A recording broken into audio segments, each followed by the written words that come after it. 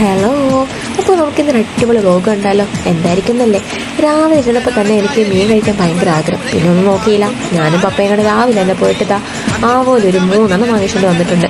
അവർ കടയിൽ നിന്ന് തന്നെ ഡ്രസ്സ് ചെയ്ത് തന്നതാണ് കേട്ടോ. ഇനി നമുക്കിതിൻ്റെ മസാല ഉണ്ടാക്കുന്ന നോക്കിയാലോ. ഞാനല്ലാട്ടോ ഉണ്ടാക്കുന്നേ, പപ്പയാണ്. മസാലയും കാര്യങ്ങളൊക്കെ കുഴച്ചെടുത്ത് നമ്മുടെ മീൻകുട്ടൻ്റെ മേത്ത് അടിപൊളിയായിട്ട് തേച്ച് പിടിപ്പിച്ചെടുക്കുക കേട്ടോ.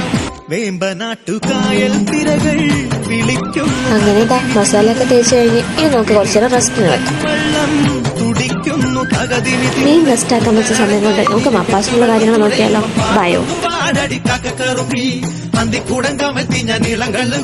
ഇനിതാ നമുക്ക് ഇവരത് പൊരിച്ചെടുക്കാം അല്ലേ.